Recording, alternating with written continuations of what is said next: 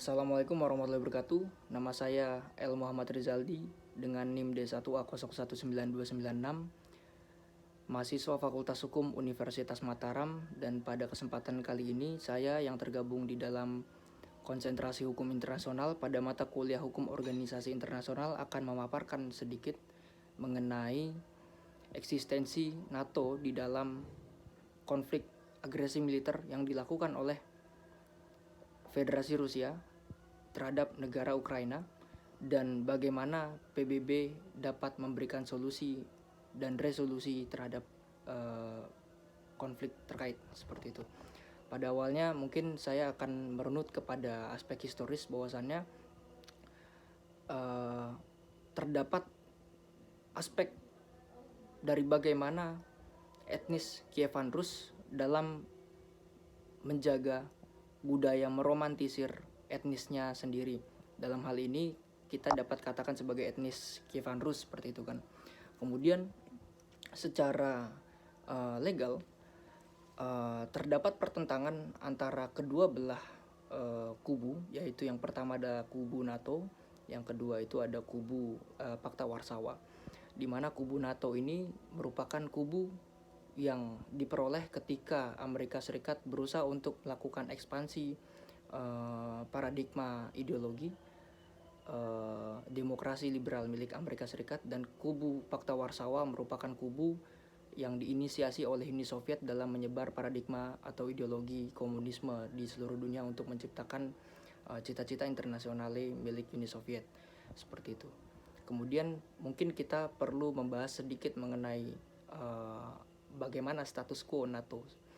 NATO ini sendiri merupakan rekomendasi bentukan dari PBB, di mana PBB lagi-lagi merupakan bentukan dari Amerika Serikat, di mana Amerika Serikat manifesto untuk membentuk PBB merupakan cita-cita Amerika Serikat untuk dapat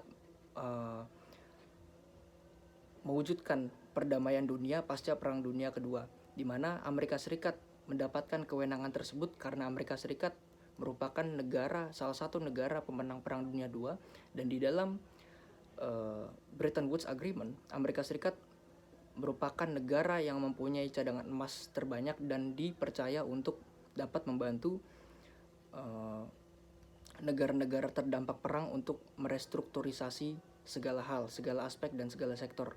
Dalam hal ini mungkin kita dapat menafsirkan bahwasannya ada restrukturisasi infrastruktur, kemudian fasilitas negara, tapi dalam hal ini yang lebih pasti adalah tidak menutup kemungkinan Amerika Serikat tetap melakukan restrukturisasi paradigma politik, seperti bagaimana Amerika Serikat melakukan ekspansi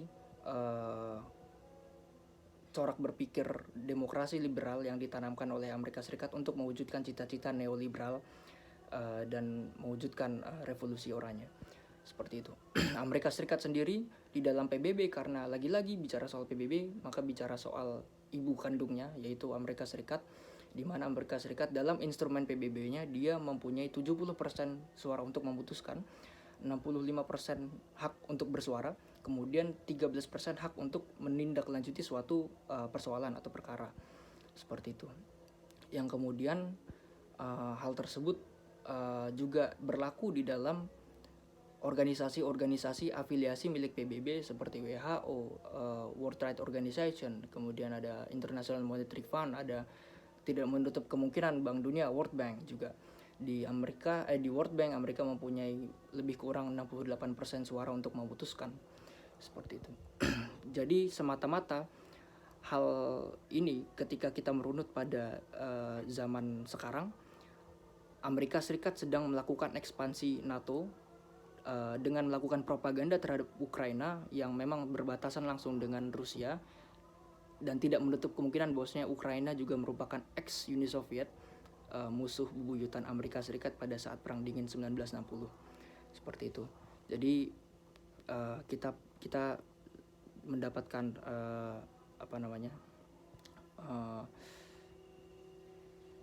sintesa bahwasannya Amerika Serikat memang sedang melakukan ekspansi kekuasaan NATO di berbagai wilayah, sektor dan aspek seperti itu. Kemudian potensi perang dunia yang kemudian menjadi perbincangan hangat untuk para media, yang diangkat oleh banyak media, itu adalah bagaimana kemudian Rusia tidak takut untuk diserang, atau bahkan tidak takut untuk menyerang, seperti itu. Tidak neko-neko untuk melakukan operasi militer, agresi militer ke Ukraina itu sendiri. Karena Rusia sendiri merupakan negara yang mempunyai andil di dalam pembangunan dunia global sendiri, seperti itu. Seperti Uni Eropa dan Amerika Serikat yang mempunyai ketergantungan impor minyak terhadap Rusia yang memanfaatkan minyak dari pengurukan minyak di pegunungan Kaukasus, seperti itu. Kemudian ketergantungan dunia bahkan terlebih dalam hal ini adalah Eropa Timur gitu, dalam menginisiasi ekspor impor batu bara yang dilakukan oleh Rusia. Karena lagi-lagi bicara Rusia merupakan negara penghasil batu bara terbesar, kemudian negara penghasil minyak terbesar juga, nomor 2 setelah Amerika Serikat, seperti itu. Kemudian ketika kita runut lagi mengenai aspek ekonomi politik, bahwasanya Rusia dia juga mempunyai afiliasi bersama China, karena Rusia juga menerima investasi dari proyek One Belt One Road milik China yang kini namanya sudah berubah jadi Belt Road Initiative atau jalur sutra perdagangan milik China, proyek jalur sutra perdagangan milik China, di mana Rusia mendapatkan investasinya di wilayah Vladivostok di Siberia. Dan tidak menutup kemungkinan bahwasannya China juga tidak takut untuk melakukan investasi kepada Rusia, karena tidak ada akumulasi kapital lebih yang akan diterima selain dia mengembangkan Belt Road inisiatifnya tersebut. Karena China mempunyai Belt Road inisiatif di Siberia, di sisi lain dia juga punya Belt Road inisiatif atau jalur sutra di Eropa Utara, di Eropa Barat, kemudian di seluruh wilayah Asia, seperti itu. Kemudian singkatnya, hal tersebut yang kemudian menjadi tandem argumen dari Federasi Rusia sendiri. Tetapi karena ada bantahan, maksudnya potensi perang dunianya, lagi-lagi kita melihat bahwasanya ini adalah potensi saling boikot era neoliberal, era kapitalis monopoli internasional, seperti itu. Tetapi Amerika Serikat melalui instrumennya World Bank, tidak menutup kemungkinan melalui NATO pastinya, Amerika Serikat sendiri melakukan karena dia mempunyai 68%, kurang lebih 68% suara yang ada di WB, World Bank, maka Amerika Serikat sendiri juga berani untuk melakukan pemblokiran bank di Rusia, seperti bank-bank SBIR Bank, kemudian ada VTB Autokrati, kemudian ada SOV, kemudian ada Combank, sama yang terakhir itu ada Novicombank milik Rusia. Kesemuanya adalah bank-bank milik Rusia. Seperti itu. Jadi mungkin kita dapat melihat keseruannya adalah bagaimana kedua negara kapitalis monopoli internasional, atau kemudian kita bisa katakan ini sebagai negara imperialis, mereka saling tektok seperti itu.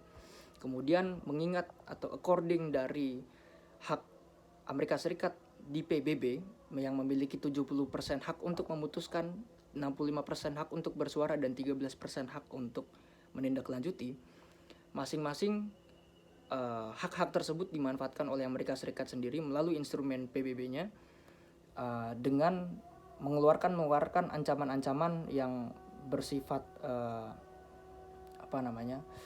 imperatif untuk Rusia, untuk Federasi Rusia itu sendiri, seperti mengeluarkan Rusia dari sistem SWIFT, kemudian melakukan penghentian proyek pipa gas Nord Stream yang proyeknya itu seluas 1.230 km. Kemudian ada pemblokiran aset pengusaha besar monopoli Rusia, seperti elit politiknya, kemudian pengusaha-pengusaha kapitalis komprador besar, kemudian Vladimir Putin sendiri juga asetnya diblokir, seperti itu. Jadi semata-mata kita dapat menemukan sintesa bahwasannya tujuan Rusia melakukan hal tersebut adalah untuk mereduksi ekspansi Amerika Serikat untuk memperluas kekuasaannya melalui instrumen NATO. Jadi tujuan Rusia memang secara legal dari Federasi Rusia menyatakan bahwasanya Rusia berusaha untuk mencegah demilitarisasi, berusaha untuk melakukan demilitarisasi dan denazifikasi yang dilakukan oleh propaganda melalui propaganda USA NATO. Kemudian according dari hal tersebut, tujuan Ukraina itu yang pastinya mendapatkan perlindungan dari negara-negara NATO dan tidak menutup kemungkinan bahwasanya Ukraina juga harus gabung ke NATO. Kemudian tujuan AS sendiri adalah melakukan ekspansi NATO untuk tetap dapat menjaga surplus akumulasi kapital internasionalnya agar tetap dapat menyeimbangkan status volatilitas perdagangan dunia yang lagi-lagi Amerika sendiri yang memiliki, karena kita lihat WTO, kita lihat IMF, kita lihat World Bank, ketiga instrumen yang besar kemudian dikuasai oleh PBB sendiri, di mana PBB lagi-lagi merupakan bentuk atau PBB diinisiasikan oleh Amerika Serikat itu sendiri, seperti itu. Jadi mungkin yang dapat kita lihat di sini adalah bagaimana kemudian peran dari PBB untuk menyelesaikan hal tersebut. Mungkin langsung kita tertuju kepada Security Council, di mana negara-negara Security Council itu kan ada 5, ada Amerika Serikat, ada UK, United Kingdom, ada France, ada Rusia itu sendiri, dan ada Tiongkok, seperti itu. Jadi ada 5 negara, 3 negara dia kontra invasi Ukraina, dan 2 negara terakhir Rusia dan Tiongkok dia pro invasi Ukraina, seperti itu. Karena alasan fundamental dan alasan ekonomi politik lainnya, seperti itu. Karena hal tersebut banyak kemungkinan bahwasannya apakah ini menjadi potensi bahwasannya PBB dapat menjadi atau berpotensi menjadi lembaga yang gagal dalam menjaga perdamaian dunia, karena sifat PBB itu sendiri merupakan sifat hegemonial, banyak hak mayor yang dimiliki oleh imperialis AS, dan hak-hak tersebut veto sudah mutlak, seperti itu. Permasalahannya adalah Security Council yang kemudian mempunyai tugas fungsi pokok untuk mengamankan perdamaian dunia. Mereka sendiri yang mempunyai konflik-konflik terkait, seperti itu. Lagi-lagi seperti itu. Dan ternyata soal bagaimana PBB dapat menyelesaikan permasalahan ini, PBB sendiri sudah membuat resolusi dengan mempertemukan negara-negara Security Council anggota tetap dan Security Council anggota tidak tetap. By the way, yang 5 tadi itu anggota tetap ya, negara yang 5 tadi, dan mengeluarkan hasil bahwasannya resolusinya itu yang pertama mengeluarkan kecaman keras bahwasannya Federasi Rusia tidak berhak untuk melakukan agresi militer tersebut. Kemudian yang kedua perintah untuk menarik mundur pasukan Federasi Rusia dari Ukraina. Kemudian yang ketiga itu stop menyerang. Yang keempat soal akuisisi dan status quo di Rusia ketika Rusia tetap melakukan agresi militer terkait. Itu statusnya tidak akan diakui oleh dunia, karena lagi-lagi PBB yang bicara ini, Amerika Serikat yang bicara ini, seperti itu. Kemudian yang kelima itu Rusia, Federasi Rusia yang kemudian harus diminta untuk menelisik pasal 2 Piagam PBB kembali. Kemudian yang keenam bahwasanya ini merupakan bagian dari manifesto kekesalan masyarakat bahwasanya perang itu dapat membuat krisis pangan. Kemudian resolusi PBB yang keenam ini memberikan rekomendasi bahwasanya perang harus dihentikan karena hal tersebut ya dapat membuat krisis pangan terhadap masyarakat, seperti itu. Walaupun negara tertentu tidak ikut, tetapi karena beberapa negara adidaya dia terlibat di dalam perang terkait, maka hal ini merupakan dampak pangan ini merupakan kemungkinan besar, potensi besar untuk tidak menutup kemungkinan bahwasanya ya masyarakat akan kelaparan, seperti itu. Kemudian yang ketujuh, resolusi terakhir itu Federasi Rusia diminta untuk menarik pasukan yang mempunyai kaitan dengan pernukliran, seperti pasukan-pasukan nuklir atau instrumen-instrumen alutsista nuklir itu perlu ditarik, seperti itu. Kemudian hal-hal tersebutlah yang kemudian menjadi bagian dari setidak-tidaknya ini solusi yang dapat ditawarkan oleh dunia terhadap Rusia itu sendiri. Lagi pula perang memang bukanlah jalan, seperti itu kan, karena kalau kita menelisik pada sejarah perang dunia 1, perang dunia 2, perang yang memang dia melibatkan banyak negara gitu kan, itu bukanlah menjadi jalan, karena setelah perang atau pasca perang, baik yang menang dan yang kalah mereka sama-sama mengalami krisis serba kekurangan, krisis overproduksi atau serba kelebihan, seperti itu kan. Seperti itu. Mungkin demikian dari saya. Kurang lebihnya mohon maaf. Wassalamualaikum warahmatullahi wabarakatuh.